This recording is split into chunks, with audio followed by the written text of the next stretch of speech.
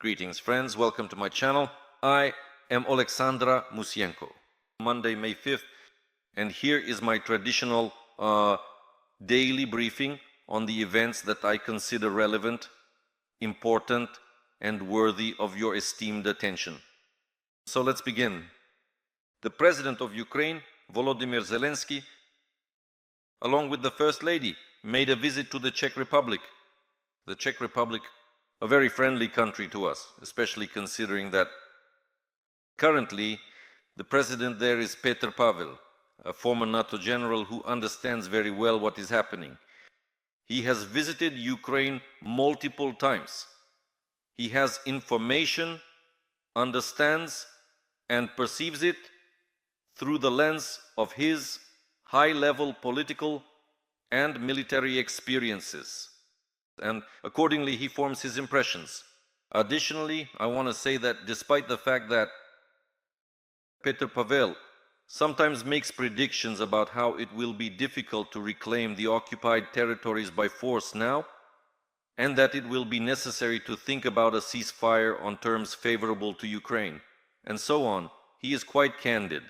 But ultimately, let's admit, was he wrong when he previously said that it will now be difficult to reclaim all territories solely by military means, and a combined approach needs to be sought. Ultimately, this is what Ukraine is doing now, but Putin does not want to do this, and US President Trump is already reacting to it very sharply and decisively, and we will talk more about this. But returning to the Czech Republic, it is a solid, reliable, and consistent partner for us in Europe and our support. Unfortunately, something happened that, which has somewhat gone off track now, because generally it used to be like this before. This is partly because Czechoslovakia was once a single state and Bratislava and Prague communicated. And for those reasons, there was a certain continuity, and Slovak leaders and politicians who reached the pinnacle of power often oriented themselves towards the Czech Republic, specifically towards official Prague when making their political decisions. Well, that's how it happened. But we see that now, evidently, it is not working out very well. We see the position of Robert Fico, the Prime Minister of Slovakia, who, unfortunately, did not cancel his decision to fly to Putin.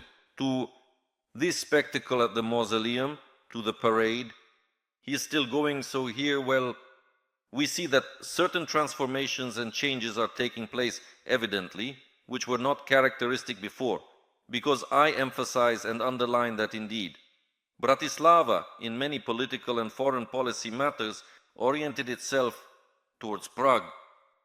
Well, but what was agreed upon? Firstly, a reception at the highest level, meetings of Ukrainian delegations, discussions on deepening Ukrainian-Czech interaction and cooperation. In the field of the defense industrial complex, I want to remind you that the Czech Republic is a very important country for us, as the Czech Republic supplied tanks and Czech companies, including intermediaries and special exporters, searched for weapons for Ukraine around the world, including old Soviet models. And today, the Czech Republic is a supplier of a large quantity of shells and ammunition under the so-called Czech initiative, which was proposed by official Prague and supported by European countries, which accordingly allocated funding for this, because it's clear that it's not enough to just find ammunition and shells. They need to be purchased. Nothing is given away for free. Well, to buy them, of course, money is needed, which the Czechs, including with the help of European partners, accumulated. And as for the shells, then, the President of Ukraine, Volodymyr Zelensky, announced that Ukraine is counting on 3 million shells. Thus, Volodymyr Zelensky stated that Ukraine does not seek a prolonged war with Russia, but relies on the support of allies, specifically on 3 million artillery shells. The head of the Ukrainian state just stated this during a press conference in the Czech Republic. This does not mean that anyone wants a long war. We want to end it. But the Russians must know that we are counting on 3 million shells, said Zelensky. The president also added that the end of the war depends on the strength of Ukraine and the unity around Ukraine, the United States of America and Europe. At the same time, Ukraine expects to receive 1.8 million artillery shells by 2025 under the Czech Shell Initiative. The president of Ukraine also reported this and noted that they discussed 1.8 million shells this year. It might be. This is a very strong decision, said Zelensky.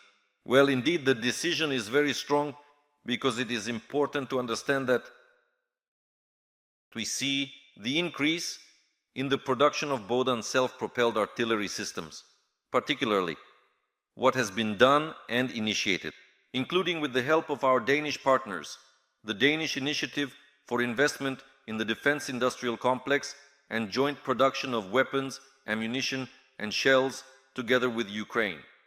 This is working, yielding results. The production of self-propelled artillery systems is increasing, and accordingly we are seeing, in fact, this result. Well, and we will be receiving supplies in the form of shells for them, which is very important and necessary. Because yes, we see that drones are transforming the battlefield, and in general, for example, the already legendary figure Magyar, Robert Brody, he stated in an interview for the publication Zahidi.net that drones will continue to change the battlefield, and in general, the actions of infantry will become increasingly limited because drones are developing, improving, there are more of them, and the role of the infantryman will need to be reconsidered. This is also very important, what role it will be. We of course strive to see that robots will be fighting. And the future lies in this. As is known, Ukraine is increasing its procurement. This issue is under the control of the Commander-in-Chief of the Armed Forces of Ukraine, General Alexander Syrsky, who is committed to the technological process in the army and pays attention to it. And we see that thanks to his help and support, the number of robotic systems and platforms being procured for the armed forces of Ukraine is increasing. Well, and therefore, of course, I think that this will only continue to grow and progress. But again, the role of the infantry, let's see, after all, infantry is needed. It is important. It will simply perform the role that will arise from changes in the theater and on the field, conducting combat operations. Perhaps it will manage robots, which is also, by the way, a task, managing robotic systems, ensuring battlefield management, and so on. But to ensure physical presence in liberated areas on part of territory, it's difficult without infantry. So, after all, the role of the infantry. It remains, although the level of threats and challenges for it is increasing. And here, a highly consolidated solution is needed to ensure and strengthen this protection for the infantryman. Well, in the meantime, the Russian dictator Putin started talking about thank you. He might be looking for a successor in power, that he is searching for a so-called successor. He spoke about this for the first time, in a long time, not even months, but years.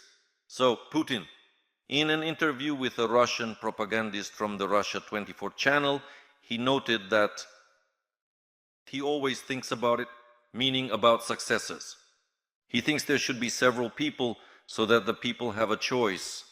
According to him, potential successors must have the trust of Russians, be effective in their work, and so on. Well, it's interesting actually because Putin admitted that he might leave, and who he will choose as his successor. Various candidates, well, let's spread them out and think about it now. Well, it could be Shoigu. One of them could be Patrushev, so that's already two. It could be Kirill Dmitriev as a kind of renewal of Russia presented This, by the way, is a likely option. Or someone else from the so-called those who at least appear to be like that. A liberal. Someone else who is not a bloodsucker, not an FSB agent, not a KGB officer, not a special services operative, and so on. Well, that could be Kirill Dmitriev. It could also be someone else with a similar appearance, demeanor, and a way of presenting information. Possibly it could be someone from the younger governors. Because I want to remind you that Putin has been systematically renewing power at the regional level for the past 2 years, and his position was that younger governors should come in and have the opportunity to prove themselves. It is possible that in this way, some of these governors are undergoing a casting process to determine who among them might lead in the future, and to lead Russia and take the highest position, that is the position of president in the Russian Federation. So these are also options that could eventually happen and what we are seeing today. But the fact that he started talking about it is actually interesting. This means that perhaps for some time he wants, regardless of external challenges, despite the aggression against Ukraine, to talk about certain internal political matters, perhaps to divert attention, including in the case when it will be necessary to wind down the so-called special military operation and to silence those who will be dissatisfied. Obviously, there will need to be various discussions, that is, different directions, including, let's discuss a successor, for example. That's interesting. Rather than discussing why Russia has suffered such colossal losses and has not achieved its operational and strategic objectives. So, in fact, besides that, Putin threatened Ukraine, once again, and the West. He said that Russia has allegedly been repeatedly provoked by Western countries, and Ukraine in particular, to use nuclear weapons, but fortunately, this has not happened. And he says, and I hope it won't be necessary to use them. Well, it should be understood that this is, of course, a form of threat, such as that is Putin, thus. Well, in fact, he speaks aggressively, using his threat that, well, look, this option remains. Well, the Russian dictator has no other choice but to resort to nuclear blackmail because the tools, or rather cards, as the US President Donald Trump likes to call them, the Russian doesn't have that many. Dictator Putin has left. Well, that's why he is forced once again to resort to blackmail. And what does he demand? It's all very simple. He wants once again to stir up discussions in the media, certain fears in the USA, in Europe about, well, maybe after all, let's pressure Ukraine, the official Kiev. Don't go there. After all, they make certain concessions to this Russia and dictator Putin just to avoid a large-scale global confrontation and nuclear war. Well, we understand perfectly. Well, what Putin's calculations are. They are all as clear as day, and everyone absolutely understands them. But, well, I hope that in the West, most politicians, media, experts, and the public have developed an immunity to these threats, which are not worth reacting to. In fact, well, and meanwhile, the President of the United States, Donald Trump, stated that peace between Ukraine and Russia might be impossible due to immense hatred. The US President, in an interview with NBC News, stated that a peace agreement between Ukraine and Russia might be unattainable due to the deep animosity between the parties. Perhaps it is not feasible between these two men. Here he means Putin and Zelensky, and also, frankly speaking, there is immense hatred between some soldiers and generals. He also added that sometimes he was close to giving up his peacekeeping efforts, but positive things happened. He will likely continue to engage in his peacekeeping efforts, speaking here also about America. Well, what needs to be said here based on this? I have prepared an analysis that, well, one can actually say that US President Trump acknowledges that at this stage, the conflict, that is, peaceful resolution and proposals, require a different approach. If earlier it was, a push, there was a desire to quickly reach solutions, to quickly bring Ukraine and Russia to the negotiating table, and to think that this could happen in 24 hours, in a week, in 90 days, and that it is so easy and simple. Well, now we see that these notions of the American president and his team are obviously shattering, because it's not all that easy and simple. Then, actually now, it must be said that despite everything, despite various rumors and discussions about the possibility that the USA might withdraw from the negotiation process, they continue to remain. And in fact, President Trump confirms this. It's just that the strategy will obviously change, and it will be more about a strategy of small steps, where the first stage involves taking a step related to establishing an unconditional and comprehensive ceasefire for at least 30 days. So this is the first stage that could be. Secondly, ultimately, to try to direct efforts towards, after the ceasefire regime is established, attempting to conduct negotiations at the negotiating table with the participation of the United States and possibly European countries, where Americans, Europeans, Ukraine, and Russia will be present. Or perhaps even insist on direct negotiations between Ukraine and Russia. Possibly such as this. The United States will adhere to such a strategy and such approaches. We'll see. The next point is that when it's a long-term game, there must be an approach. Who will develop this strategy further on behalf of the United States? Possibly Marco Rubio, who has strengthened his position this week, has reinforced his standing in Trump's circle. He is now not only the US Secretary of State, but will temporarily combine his current position with the role of advisor on issues of national security for the US president. So it will be like this. Even some American publications are writing that Trump allegedly asked Rubio to hold this position for at least the next 6 months. Quite a lengthy term, and possibly Rubio, he himself, will be developing the appropriate strategy for future relations and negotiation format. And between Ukraine and Russia, this cannot be ruled out. Well, but what scenario might there be now? The most likely one that can be seen, and what the Americans might propose, is probably a freeze of the conflict at this stage and further peace negotiations, well, after establishing a ceasefire regime, which could extend for a long time. USC, at the same time, it cannot be ruled out that the USA will continue to provide Ukraine with assistance and support, possibly even increasing the supply of weapons and imposing sanctions against Russia. For now, this is the situation as it appears.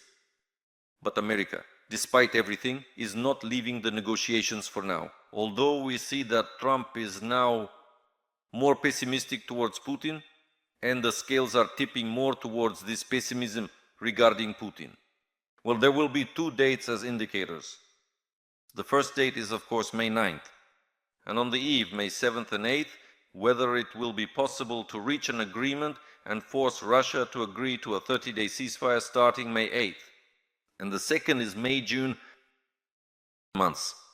Whether the meeting between the Russian dictator Putin and the US President Trump, which was announced and mentioned that it could take place during this period in May-June of this year, will happen. So we will see. This will be decisive in many ways. If Trump refuses to meet with Putin, well, accordingly that's good. And it will once again signal that the USA now views approaches towards Russia somewhat differently. We'll see. The wait is not that long. Meanwhile, the spokesperson for China's Ministry of Foreign Affairs confirmed that the head of the PRC, Xi Jinping, will be visiting in Russia from May 7 to 10, during which he will participate in the May 9th parade. Of course, how could it be otherwise? Well, it really must be said that the Chinese leader will have quite a busy schedule. The program. What does China need? First and foremost, China needs to demonstrate and send a signal to the West, to the United States of America. Primarily, it is evident that any plans that might have existed within the American establishment regarding the notion that Russia could be easily and quickly separated, so to speak, from China and effectively forced to be a kind of containment platform in relation to the Celestial Empire will not succeed, because Beijing continues to actively extend its tentacles into Russian politics, the economy, security and defense sector. That is why the 3-day visit is multi-layered and multifaceted, with meetings discussed at the highest level. It is evident that Russia's dependence on China is significant because one of the main consumers and buyers of Russian oil and gas is China. Moreover, China is interested in access to the same rare earth metals and minerals and the natural resources that are on Russian territory. The Sinicization of Russia is becoming more and more active, and it is gradually moving from the Far East further to the Mid-East and to the center of Russia. This is becoming more noticeable and obvious, and even Russian media are talking about it, not to mention others. So it's obvious. What does Russia need? Besides the money from selling gas and oil, Russia needs technology. These are dual-use technologies needed for the production of drones, for example, semiconductors, and so on, for the production of weapons. Additionally, Russia is interested in China because China is a country through which machinery and equipment can be supplied, those that are necessary for the factories of Russia's military-industrial complex. Well, China, in turn, is very interested in Russia continuing to share, assist, and contribute specifically in technologies necessary for the production of nuclear submarines, the development of Chinese submarines, and essentially for China to develop its fleet and be able to threaten the partners of the USA. In the Pacific region, this is the kind of interest that the Middle Kingdom has. Therefore, of course, promoting the narrative of the rapprochement between China and Russia. Xi Jinping will be active because he is interested in such a, boisterous, intolerable partner. Well, it's not Xi Jinping who will be fighting. So he will use Putin to the maximum in order to assert certain ambitions, including through aggressive, forceful methods and actions and instruments. That's another reason why Putin is needed here. In fact, that's why we see that such contacts are taking place.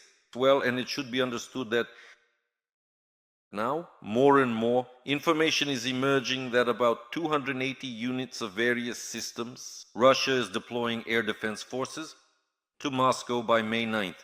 Imagine what an enormous amount that is. Different echelons, they want to create up to 4 echelons that will protect Moscow, showing how much Putin is afraid. Well, and how much Putin demonstrates that he basically doesn't care about the rest of Russia, from where he is pulling these air defense systems. So I thought, maybe it's not necessary. On the 9th, in Moscow, let them stand there, on the mausoleum. Xi Jinping will be there after all, Fico, so he doesn't shout from Slovakia that they want to attack him, although no one plans to do that. Maybe in other regions and Russian military sites, where there won't be enough of the much-needed air defense at those moments, that would be very interesting.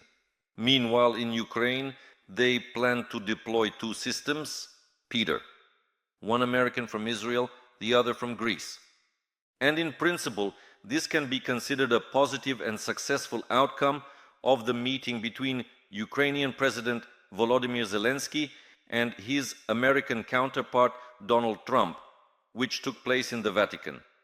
And also in Rome, negotiations with the British, the French and the Italians. This is very important. There are achievements, we see concrete ones. The results of strengthening the protection of Ukrainian airspace, and the President of Ukraine calls daily to draw the attention of our partners to this and to act. And we see success and results in this direction. This is very important. Well, it's also important to emphasize our successes, because I want to remind you that successfully a Su-30 aircraft was hit. A very successful special operation by the main intelligence directorate of the Ministry of Defense. Kirilo Budanov, the head of the intelligence directorate, confirmed and somewhat revealed information that a Russian aircraft was hit by a drone using the Magura 7 drone. This is already the 7th modification, essentially, with an AIM-9 missile.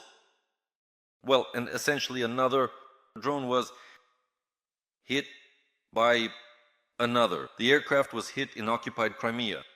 Sidewinder is an air-to-air missile with an infrared homing system of American manufacture. These are our successes, and may it continue to be so. God willing, success on the fronts, and strength and endurance to all of us.